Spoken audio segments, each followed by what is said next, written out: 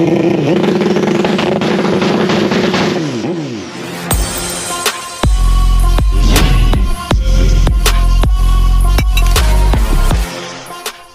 y'all, what's up?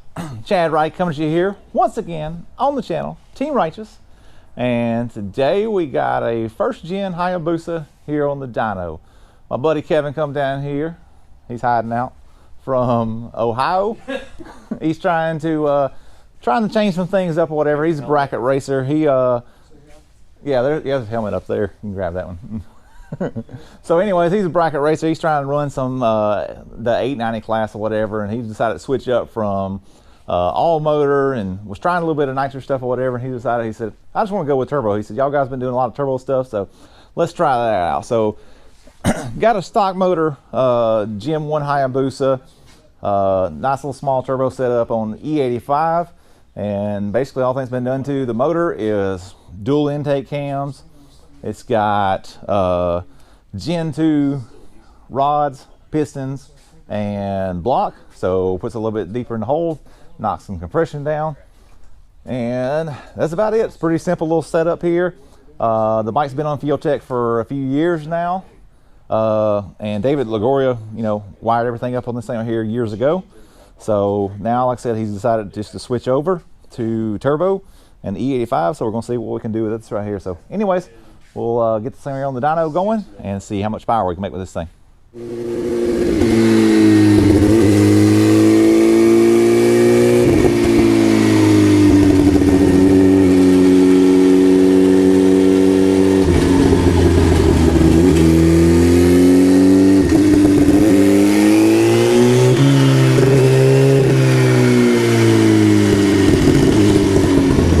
Logan's working on a little bit of drivability right now. Raw setup. So this right here being on a standalone, this is all a fresh tune. So we're kind of starting from scratching this right here, and got to work on it. So been tuning it a little bit. Wake up, wideband nano. Been tuning it a little bit. There we go. You know, over the phone. Wireless. Sort of like to up the track. There from the top here, but we have working on the baseline started, so we got here. It wouldn't take as long, so we still do that to work as long as we can.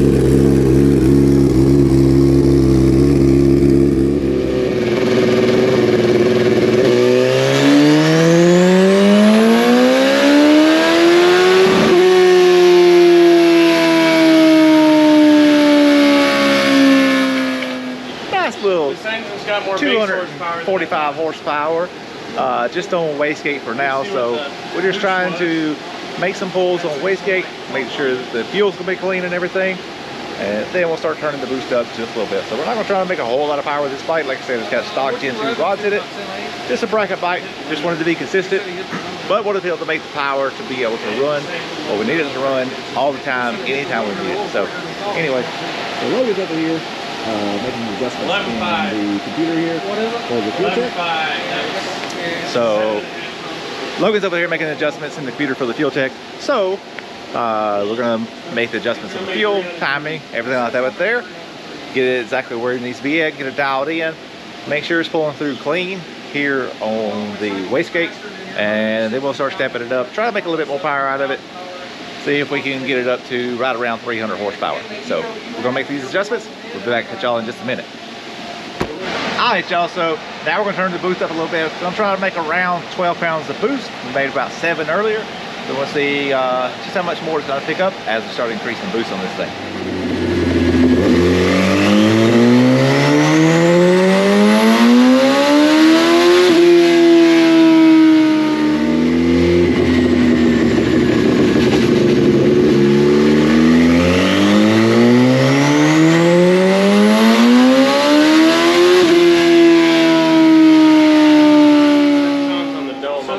Alright y'all, so we bumped it up a little bit more. He's figuring out the ratio. Made 278 horsepower. So a pound on the dome is about 10 horsepower.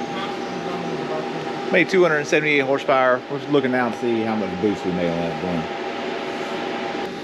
Alright, so there you go. We made about 9.5 pounds of boost to make 278 horsepower. So really not gonna have to lean on this bike right here too hard. to make 300. So that's kind of the goal with where we want to be at with this bike right here. Is about 300, because like I said, it's still got the stock Gen 2 rods in it. So anyways, we're gonna make some a little bit more cleaning up here, a little bit more adjustments, stand on it just a little bit more, see if we can tick 300 on it, and then we'll be about done with this thing.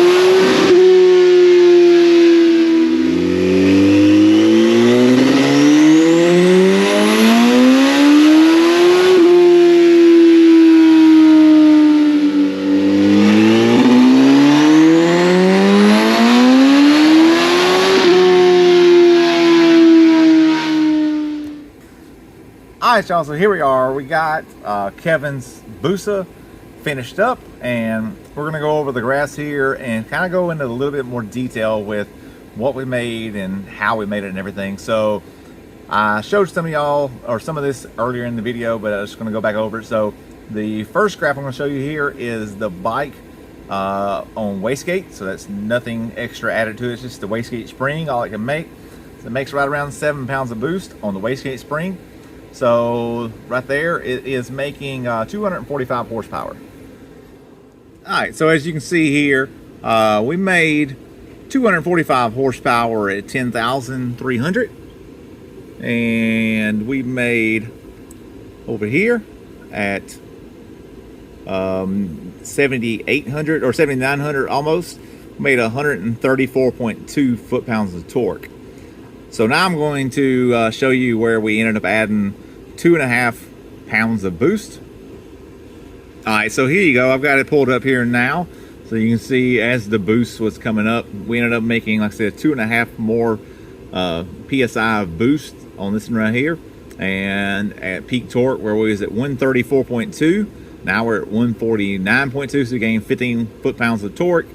And we ended up gaining at peak horsepower, we made 260, so it actually always shows 15 more horsepower, but as you can see on the way up, it was still going to pull out further.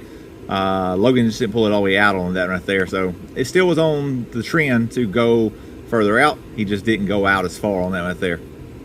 And here we are with the last comparison here. So back at peak torque here, so where we was at 134.2, now we're up to 162, so you gain 28 foot-pounds of torque right there at 7,900, and then as you can see, it's going to ramp through even more and pull good and strong all the way out to 10,200, where you made 316.5 horsepower.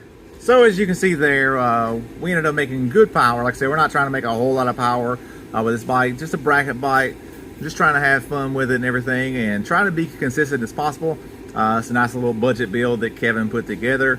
Him and some of his buddies back home up in Ohio built a motor and put everything together. The fuel tech's been on the bike for a few years now, so we brought it down here and we were able to tune it for him, get it dialed in and everything. Then when he goes back home, we'll be able to dial it in more for him once he goes to the track, get some data, and we can log into him through the computer and make tunes for him and adjustments for him and everything like that there. So if you've got a fuel tech bike, a max ECU bike, and you're looking to get it wired up, get it dialed in, we can install it, we can tune it here, we can do everything for you, and then once you go to the track, we can tune it at the track as well for you and get it dialed in. And we don't even have to be at the track with you. You can just call us, set up an appointment once you get it done, and we can remote in and make the changes that need to be changed for your bike. So anyways, we appreciate all of y'all. Have a good one.